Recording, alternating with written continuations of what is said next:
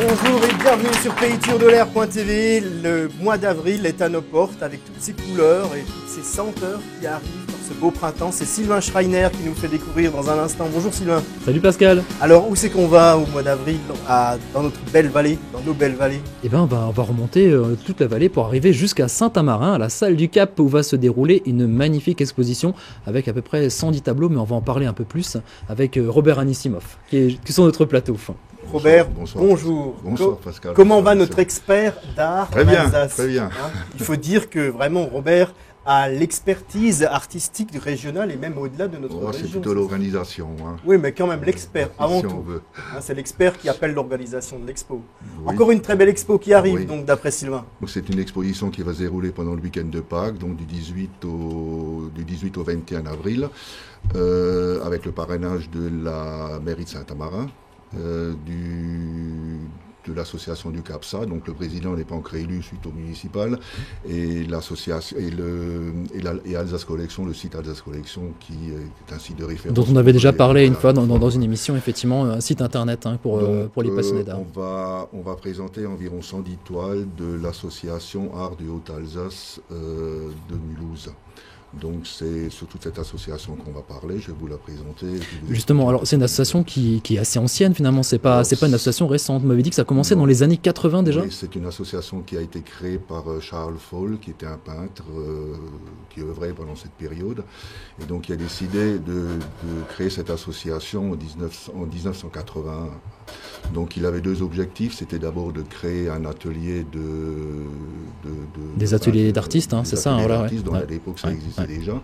Et puis de centraliser, sauver le patrimoine alsacien des peintres qui œuvraient pendant cette période du XXe siècle, parce qu'ils n'étaient pas présentés dans les musées. Donc ce monsieur Folk en fait finalement allait acheter des œuvres en fait d'artistes orinois. Ils en ont, c'est l'association, donc ils avaient quand même beaucoup de toiles qui étaient issues des ateliers d'artistes déjà, qui étaient décédés pendant cette période. Oui. Ils ont par la suite donc reçu des toiles en tant que don. Ils en ont acheté. Il y a eu du mécénat de la Caisse d'épargne de pas mal de sociétés. Donc ils ont actuellement environ 450 toiles. Ils ont capitalisé comme ça pour créer des collections autour d'artistes en fait. Alors, artistes alsaciens donc du Haut-Rhin, principalement du Haut-Rhin. De Mulhouse, ouais. Et donc maintenant, cette collection, ils arrivent à la ressortir. C'est l'objectif, c'est ça. C'est pas de la garder dans un grenier ou dans un garage. C'est de sauvegarder donc ce patrimoine alsacien et de le présenter au public par une ou deux expositions par an. L'art du XXe siècle, ça ressemblait à quoi? Qu'est-ce qu'on avait comme art ici dans le Haut-Rhin, dans la production? C'est pas contemporain, c'est la peinture alsacienne avec beaucoup de personnages, des paysages enneigés, les Vosges, les enfants, les personnages surtout, des portraits aussi. Ouais, c'est très typique comme vous voyez sur les photos. On va voir justement quelques images de votre exposition ou des œuvres choisies. Puisque oui, c'est œuvres choisies. Œuvres choisies de la collection défini d'art. Par la présidente Madame Folk, qui donc a repris la présidence de l'association au décès de son. On voit quelques images défilées justement. Voilà quelques portraits. Voilà. Qui sont... ça c'est des Binapfel. Voilà, typiquement d'ici. Oui. Bon, ça pourrait être le portrait de nos aïeuls en fait, de nos anciens. Oui. Donc le tableau le plus ancien, je crois que c'est un urbain qui date de 1901, et les derniers datent encore de peintres qui sont vivants actuellement, qui ont été achetés il y a 3-4 ans. Quoi. Et vous préférez, Robert? Moi, oui, c'est cette période, mais enfin peut-être un peu plus ancienne dans les styles Filiger, Rieder, moi c'est peut-être un peu 50 ans avant, mais je m'arrête à 1970, 50, Walsh, à la période Walsh. Donc on a parlé de 110 œuvres qui seront présentées pour l'expo, et il m'avait dit autour de 18 artistes, principalement dans l'association, et donc Madame Folk et la présidence, se centralise sur 18 peintres principaux importants de ce siècle. Une forme de monographie un petit peu, histoire d'avoir une collection conséquente sur chacun des artistes pour que ça soit représentatif de ce qu'ils font.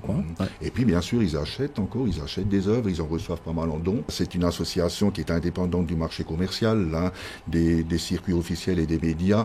Donc il y a pas, c'est pas un business, c'est pas spéculatif. Non, c'est pas spéculatif, c'est pas mercantile, rien.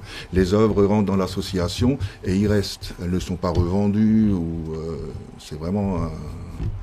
Combien de temps faut-il pour préparer une exposition de cette qualité-là?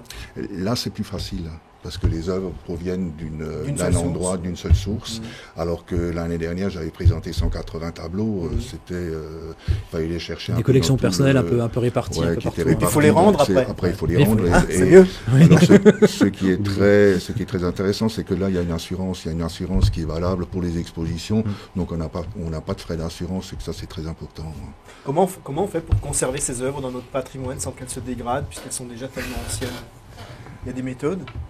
Il y a les collectionneurs, il y a des gens qui collectionnent, là, les musées, mais bon, dans les musées, c'est un peu dommage parce qu'elles ne sortent pas souvent, elles sont dans les réserves.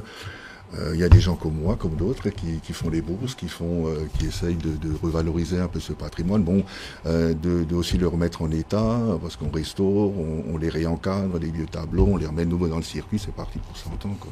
Bon, c'est un travail de passionné finalement, oui, de collectionneurs et de là, mineurs. Surtout l'association, parce que je voulais surtout parler moi de l'association.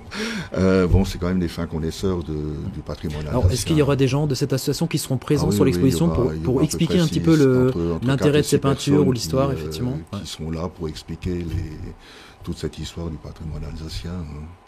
Un gros morceau d'histoire, finalement. Voilà, et puis, ce que je voulais dire, c'est qu'ils ont à peu près 160 adhérents qui payent des cotisations. Ça nous permet d'acheter des tableaux. Et puis, et de maintenir cette collection vivante, parce que ils continuent en fait à trouver des œuvres, à les collectionner. En acheter encore et surtout des dons.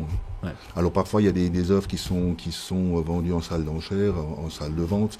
Donc si c'est des œuvres intéressantes, on a des fonds pour les acheter ou non, quoi. Ouais. Voilà, il faut pouvoir effectivement avoir les fonds, tout ça. Oui, et donc c'est un petit morceau de cette histoire qu'on aura à voir au Cap de Saint-Amarin. Voilà. En tout cas, ça a l'air très intéressant. Ça a l'air intéressant, effectivement. Il y a une petite participation, ça coûte 2 € l'entrée. Oui, c'est 2 € l'entrée, c'est plutôt symbolique. On a quand même pas mal de frais. Ouais. Oui, c'est pour couvrir les frais. Mais enfin bon, ça couvre pas les frais. Mais bon, par la suite, je vais en parler, j'organise une bourse de tableaux aussi, donc le 11 mai, et c'est la bourse qui nous permet de couvrir les frais des deux. Au Cap aussi? Oui, au Cap. Et puis si ça suffit pas, bon, j'ai pas un hérisson dans la poche. D'accord, généreux en plus. Voilà. Alors, juste une dernière question, quand on est passionné comme vous et collectionneur, quand on achète un tableau et qu'on le ramène à la maison, qu'est-ce qui se passe? Quel est le rapport qui s'installe avec l'œuvre qu'on vient d'acheter? Actuellement, on le met dans la cuisine, on regarde. Je ne sais plus où les mettre, mais non, enfin c'est une passion, c'est un loisir. Bon, après j'ai des tableaux que je restaure, j'ai un atelier de restauration, j'ai d'encadrement. Je me suis un peu organisé surtout pour l'hiver, pour m'occuper, parce que c'est pendant cette période qu'on ne sait pas trop quoi faire. C'est une satisfaction quand même quand on achète quelque chose qui est rien cher. Oui. Mais bon, je pars pas en vacances, je vais pas jouer au golf. Donc, non, c'est une satisfaction. Bien sûr, surtout c'est aussi une satisfaction quand les gens viennent chez moi, ils disent tiens, celui-là il me plaît. Est-ce que tu le vends pas? Parce que bon, on en vend quand même un peu, quoi. Il y a encore des tableaux que vous espérez acquérir et que vous avez déjà identifiés dernièrement, j'ai acquéri 4 Rieder. Alors, 4 Rieder, 7 caméraires, donc il faut que je me calme. D'accord. Bien que, bon... alors, le soir, au lieu de regarder la télé, vous asseyez dans votre salon. Je suis bien accompagné. Et vous regardez vos toiles avec un verre de bon vin. On imagine le cliché, là. Oui, j'ai un très beau nu de Lucien Veil. D'accord, ok. D'accord. Pour les longues soirées d'hiver. Il y a tous les programmes possibles. Voilà, allez, on rappelle les dates du Cap. Donc, alors au Cap, du 18 au 21 avril. Voilà, le week-end de Pâques. Voilà. Donc, j'ai bien remercié la mairie. Alors, bien sûr, je remercie l'association de Haute-Alsace, Madame Folk, qui n'a pas pu venir ce soir. Et puis la mairie, j'excuse aussi la mairie de Saint-Amarin qui n'a pas pu, monsieur le maire qui n'a pas pu se libérer. Mais qui soutient. Bah oui, qui soutient parce que à 100% ce genre bon, de j'avais un peu un doute, mais bon, j'ai eu carte blanche, donc moi j'ai lancé comme si rien n'était, et puis ça se passe très bien. Ça c'est un point fort aussi de ces manifestations. C'est certainement la plus belle exposition que j'ai fait. Bon, j'ai commencé bien sûr par 10 volts. Là vraiment c'est des très très beaux tableaux puisque cet après-midi depuis ce matin on les a préparés à l'emballage. En avant-première, voilà. Très bien. La plus belle collection d'Alsace, c'est à Saint-Amarin cette année, on va le dire comme ça, voilà. Allez, merci Robert d'avoir été avec nous. Merci, on se retrouve dans un instant pour la rubrique économique. Merci pour votre attention. Depuis 1997, de nombreux clients font confiance à l'entreprise Bonnefoy Distribution, spécialisée dans la livraison à domicile d'aliments naturels US pour chiens, chats et équidés dans le département du Haut-Rhin. Un grand choix de recettes naturelles suédoises US, sans conservateurs ni additifs chimiques, sont livrés au bon moment et au moindre coût grâce à un suivi garanti par l'entreprise. De quoi ravir vos animaux en améliorant votre confort et temps libre. Qualité et satisfaction de la clientèle sont les bases de l'entreprise qui s'occupe au quotidien du bien-être de vos compagnons à tous les âges. Bonne foi distribution, bonjour. Oui, bien sûr, nous livrons tout le Haut-Rhin. Vous serez donc livré vendredi matin à domicile.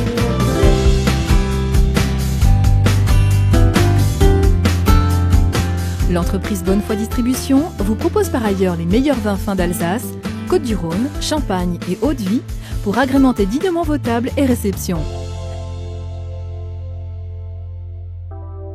Bonne Foi Distribution, sélection qualité et livraison.